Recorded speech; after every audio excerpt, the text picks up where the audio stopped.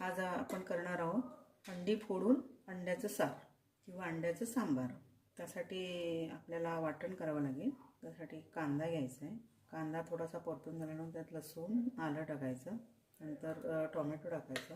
हे सर्व झाल्यानंतर मग खोबरं टाकायचं, ते भाजून घ्यायचं। आता आपण थोडंसं नंतर मसालाही टाकायचा त्याच्यात। आता हे सर्व आपण भाजून घेऊया। आता आपण वाटप भाजून घेऊया। त्यासाठी कढईत थोडंसं तेल घेतलं आहे मी। तर कांदा परतून त्याच्यात 5-6 लसणाच्या पाकळ्या, 1 इंच आलं घेतलं होतं, ते बारीक चिरून घेतलं। आता हे आपण परतून घेऊया। थोडं लाल होईपर्यंत भाजून घ्यायचं। आता कांदा आलं आणि लसूण परतून झाले। आता टोमॅटो मिक्स करा, ते पण थोडंसं भाजून घ्या। नंतर त्यात खोबरं घाला, चांगलं भाजून घ्या। गॅस जरा बारीक करा आणि जरा 5 मिनटं चांगलं भाजूया।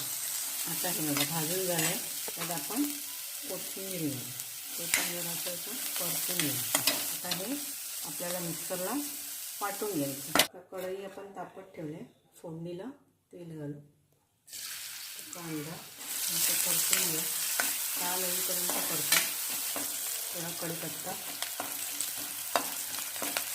टोमॅटो पण परतून घ्या।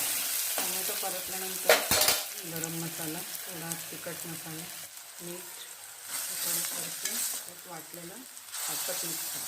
गॅस बारीक ठेवा,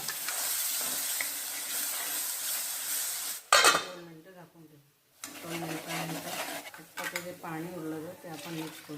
गॅस थोडा फास्ट करा आणि कढ येईपर्यंत थोडी वाट बघा।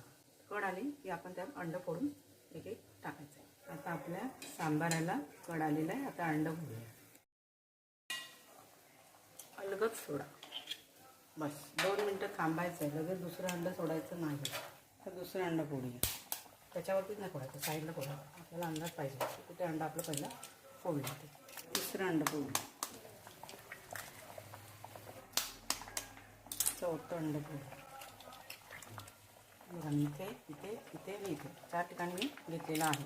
आता गॅस बारीक करा आणि झाकण ठेवून द्या। मस्तपैकी 5 ते 7 मिनटं शिजू। अजिबात अंड्यांना हलवायचं नाही। आणि झाकण बाजूला काढूया, चमचा असं कोपऱ्याने आपलं बघायचं अंडं शिजलं आहे। अंडी शिजली आहेत चांगली।